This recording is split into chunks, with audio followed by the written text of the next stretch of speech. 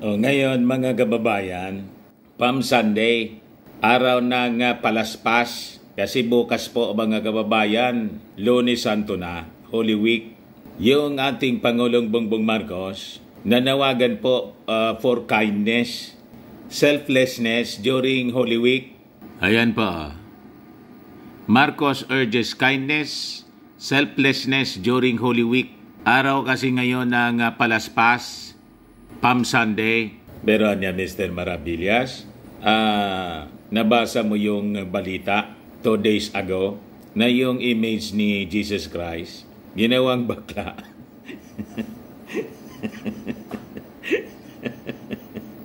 Kung ano-ano na lang po ang mga lumalabas ngayong mga balita.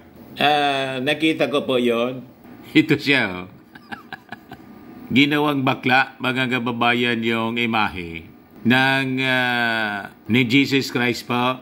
Ano po yung reaction ninyo mga kababayan? Kung ano-ano na lang niya Mr. Maravillas na naiisip ng mga tao ngayon. Isa po siyang Spanish artist. Iwan ko kung ano yung pumasok sa isipan niya. Gusto niya sigurong magkontrobersya talaga. Gumawa siya ng isang imahe na ang sabi, si Jesus Christ niya ito, preskong-presko po yung mukha at pangangatawan.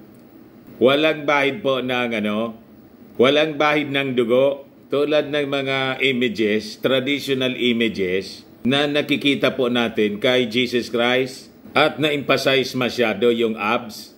Yan po, sabi dito, too pretty, fresh-faced Jesus Christ with abs stirs controversy. Yan kasi po, yung images kasi po, kayo mga nanonood sa atin dito. Kaya ipinagbawal po ng ating Panginoong Diyos Ama sa langit mismo.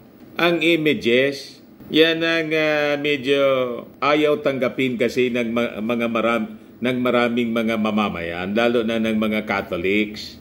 Pero nababasa man po nila. Nasa 10 utos sa mga kababayan yung pagbabawal sa mga images. May purpose ang Diyos kung bakit po ipinagbabawal niya yung mga images. Kasi alam niya yung nasa isip ng mga tao. Magiging kaagaw ng totoong Diyos kasi yung mga imahe. Yung Diyos kasi po, siloso po, jealous God. Ayan tuloy. Kaya lumalabas yung ganitong mga controversy. Tama po mga kababayan. Ayaw kasi nating sumunod sa utos ng Diyos. Pero pag kinausap mo, lalo na yung mga matatandang religyoso, kung paano maligtas, may mga kausap ako niya noon nang nasa mainstream media. Na-interview natin, mga bisita natin sa programa. Ang sagot sa atin agad-agad, sundin mo niya yung 10 utos. May ganun po. Di sabi ko, para masunod yung 10 utos, are you familiar with the 10 Commandments? Pwede daw ikako na i-recite mo yung 10 Commandments? Hindi ba niya pala memorize? Sabi ko, paano mo susundin yung 10 utos kung hindi mo man memorize? Basta niya, sundin natin yung 10 utos para pumasok sa langit. Yung purpose natin, kung bakit tinanong ko yung 10 utos, para po ma-realize niya na yung pangalawang utos, mga kababayan ng Diyos, ipinagbabawal yung mga images. Napakalinaw po, thou shall not make unto thee any graven image. Yan po, the 10 Commandments. And God spoke all these words. I am the Lord your God, who brought you out of Egypt, out of the land of slavery. You shall have no other gods before me. You shall not make for yourself an image in the form of anything in heaven above, or on the earth beneath, or in the waters below. You shall not bow down to them or worship them.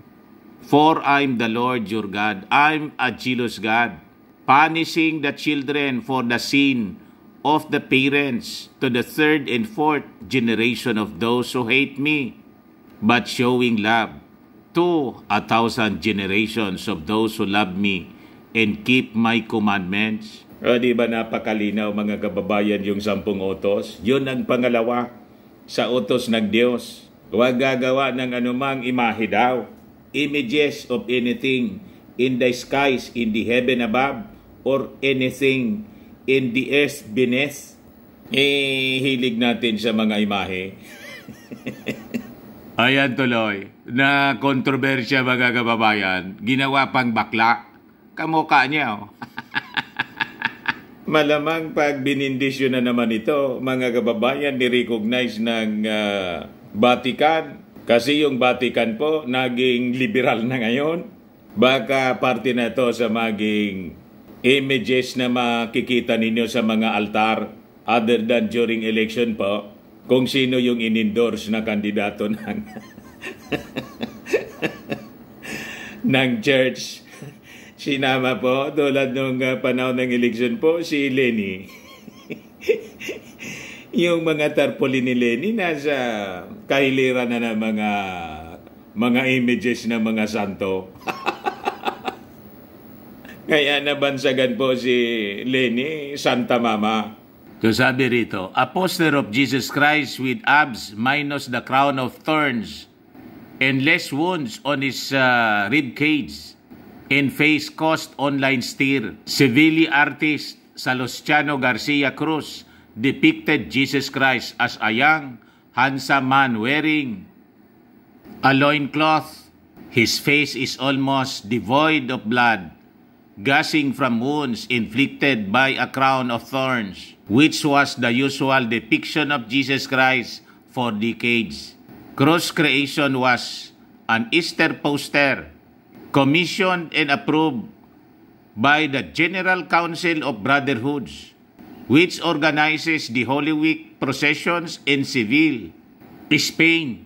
So, official siya mga kababayan. Malamang sa susunod, ito na po yung makikita ninyo na mga images, hindi lang sa Spain, pati all throughout the world.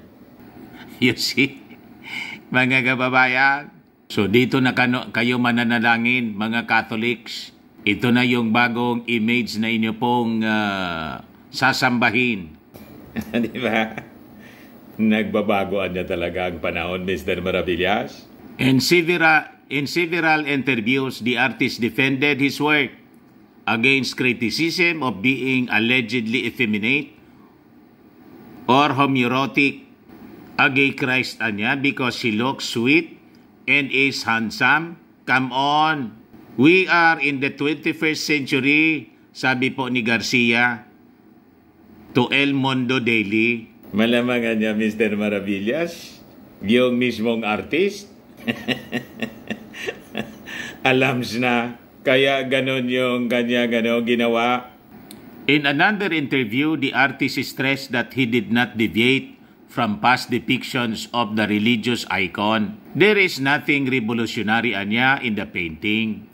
There is contemporaneity. But all the elements that I have used are elements anya that have been used in the last 7 centuries in sacred art. I don't see at what point, at what element, people who don't like it, don't like it. Sabi po niya sa interview ng Atlas News Agency. Ano po reaction ninyo mga kababayan? Mag-ready na kayo mga Catholics kasi ito na yung susunod ninyong i-worship, papanalinginan, kasi sigurado babas-basa nito. Official po, approve siya Easter Poster Commission and approved by the General Council of Brotherhood in the Seville, Spain or Sevilla, Spain. Sigurado mga kababayan, baka nauna pa doon sa may basba siguro ito, galing mismo sa Vatican. Di ba? Mauna na muna niya kayo dyan. Tingnan natin yung magiging acceptance ng mga taga-Espanya. Pag naging acceptable, widely acceptable sa inyo, ito na yung papausuhin natin all throughout the world. May bagong image ni Jesus Christ na may pagkabading niya. Kasi oso na ngayon ito.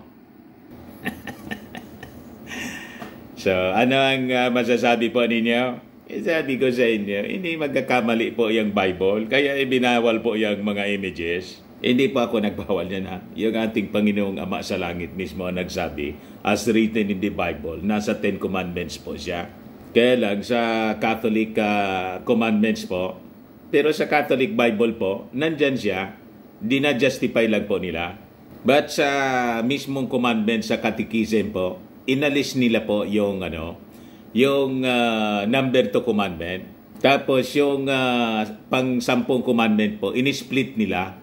Iyon ang ginawang strategy ng Vatican para hindi makalata yung mga tao na binawas nila yung inalis nila yung 2nd commandment kasi kontra yon sa mga images. 10 commandments pa rin kasi yung pang-10 commandment po, in-split sa dalawa. Most of the Catholics po, hindi man po nagbabasa ng Bible. Kung magbasa man po sila, under guidance ng mga pari. Kaya hindi sila makalata. Alam ba ninyong ganon? But anyway, bahala kayo niyan. Dito tayo sa naging mensahe ng ating Pangulong Bongbong Marcos. Sabi ng ating Pangulo, in this solemn occasion, let us not only seek to unravel the mysteries of our faith, but also to illuminate the path for others through acts of kindness and selflessness pala. May our inward reflection manifest in our outward actions as we strive to give hope in the world that is threatened by darkness. Let us be the light, Anya, that shines through the shadows, the love that triumphs over despair, in the hope that radiates upon all humankind. So yan po, mga kababayan, ang naging mensahe ng ating Pangulong Bongbong Marcos sa observance po ng Semana Santa. Ayan man lang po, mga kababayan, yung ating short video. Ako po si Dante Maravillas. Bye-bye. God bless.